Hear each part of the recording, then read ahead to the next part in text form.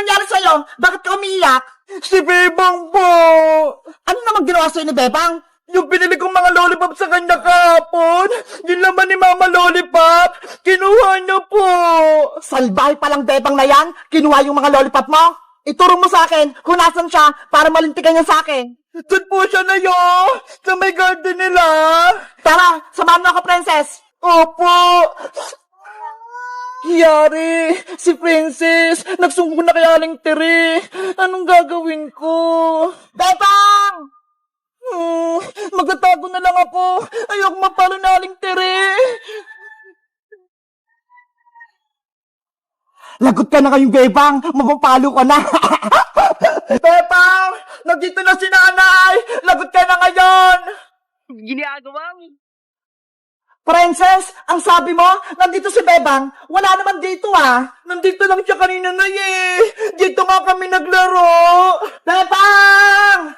Lumabas ka dyan! Kung saan ka nagtatago!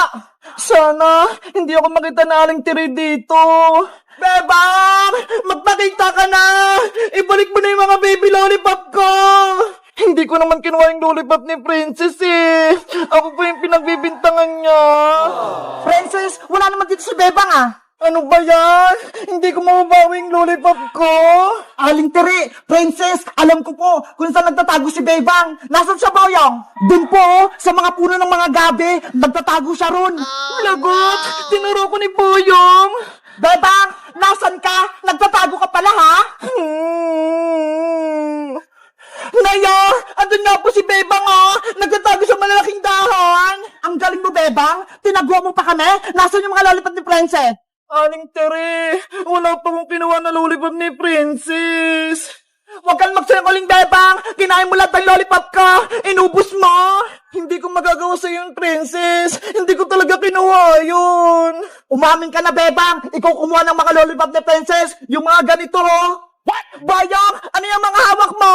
Ayan yung mga lollipop ko, Hindi kaya. Akin to, Princess. Bayang, di ba? Sabi mo kahapon, wala kang pera. Saan mo kinuha yung mga lollipop? Akin to, no? Hindi ko kinuha yung mga tinanim yung lollipop. Nay, ayan yung mga baby lollipop ko. Na kay Boyong. Umamin ka, Boyong. Ikaw ba kumuha ng mga lollipop ni Princess? Magsabi ka ng totoo. Kung hindi, ipapapulis kita. Opo, Aling Tere. Ako po yung kumuha. Ibabalik ko na po itong mga lollipop. Huwag niyo lang po ako magpapulis. Huli ka! Sumamak sa akin, Boyong! Ipapabarangay kita! Hawak mo yung lollipop ni Princess! Ayan ang ebidensya na ikaw ang kumuha! Aling Tere! Bitawan niyo ako! Halika na para matuto ka ng leksyon! Wag po! Princess, di ba? Sabi ko sa'yo, hindi ako kumuha ng mga lollipop mo. Sorry, Bebang. Pinagbintangan kita. Si Boyong pala yung kumuha.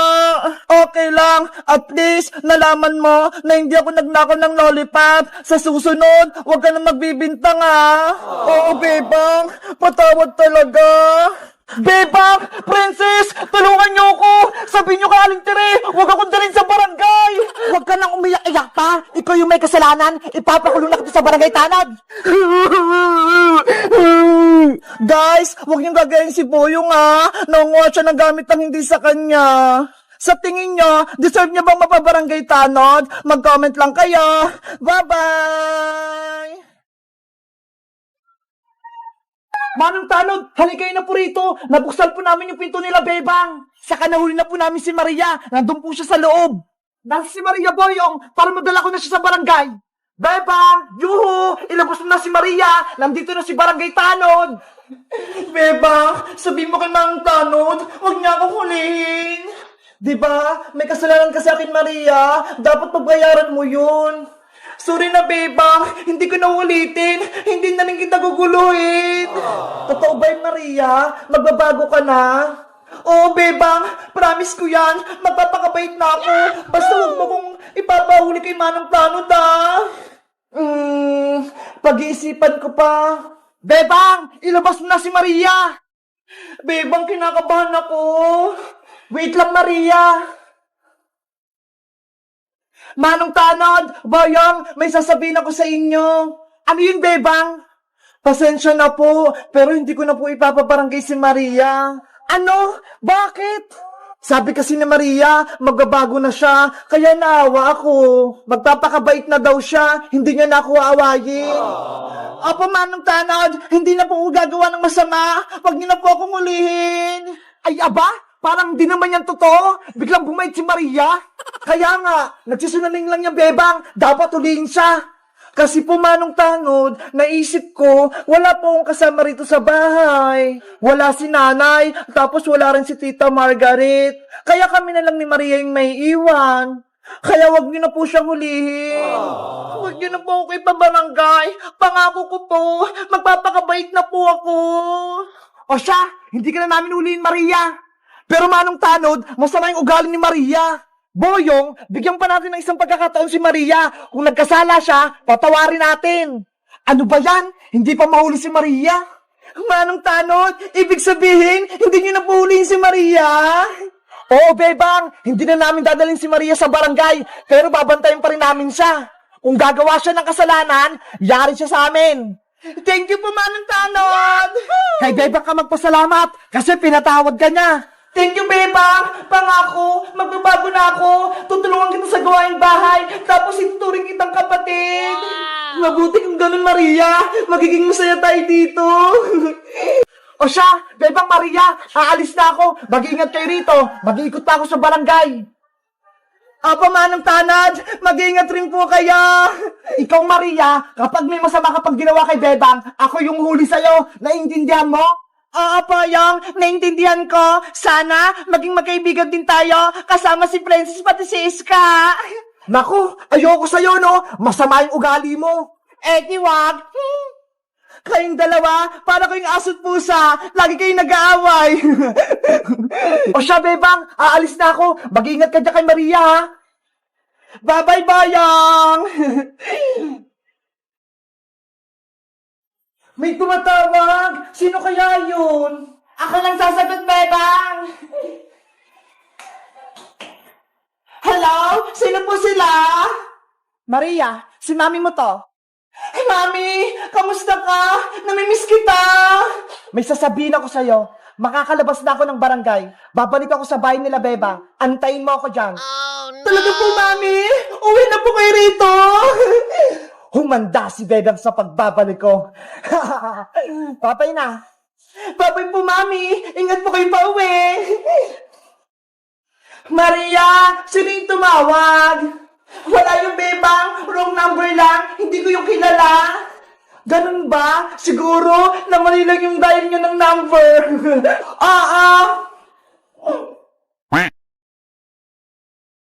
Guys, si Maria, pinatawad ko na, kaya siya na yung kasama ko dito sa bahay. Kaso, may tumawag sa telepono kanina, pero sabi ni Maria, hindi niya daw kilala. Kilala niyo ba kung sino yung kausap ni Maria? Mag-comment lang kayo para sa part 11. Bye-bye!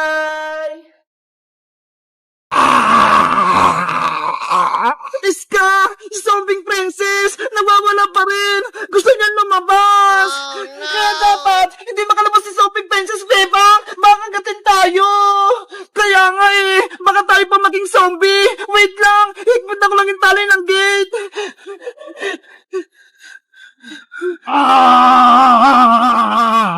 Kawawa naman si Princess! Naging zombie na naman siya!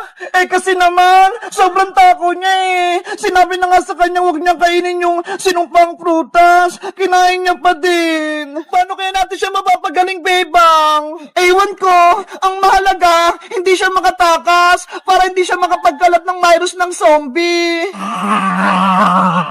Bebang, gutom na ito si Princess! Nagwawala siya!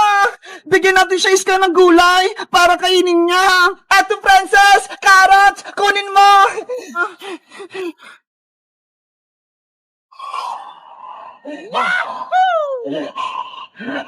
Ayun! Kinuha niya! Naku! Ayaw niya kainin yung gulay! Nagwawala na si Zombie Princess! Gutom na siguro!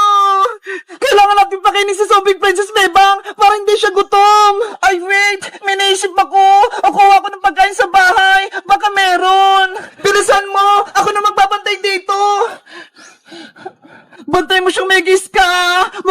kasi si Princess.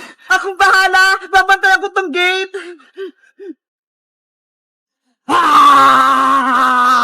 Princess! Etong gulay mo na yung kainin mo.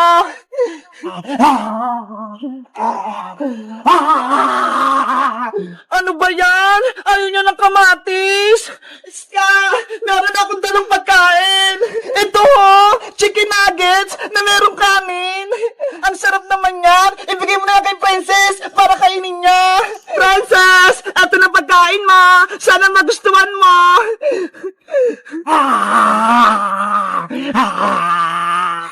Huwag yung kamay ko, Princess! Mag-ingat ka, bebang! Baka gatin ni Sobrang Princess yung kamay mo! Atong nagis lang yung kunin mo! Ay, ito!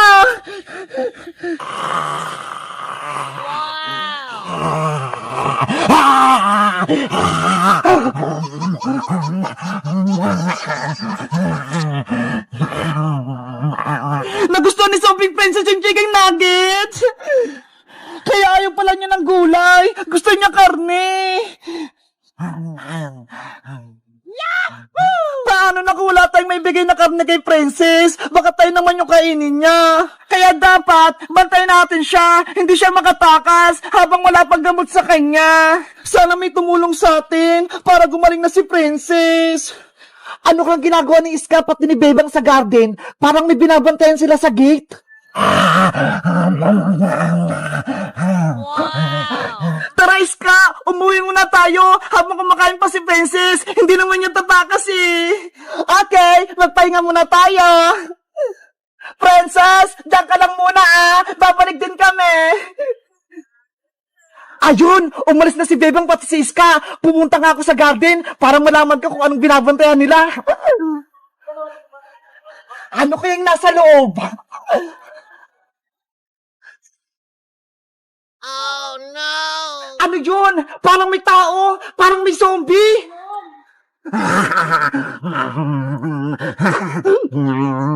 Si Princess yun ah! Ano kaya nangyari sa kanya? Guys, sa tingin nyo, papasok ba ako sa loob para makuhin ko si Princess? Mag-comment lang kayo para sa part 3. Bye-bye!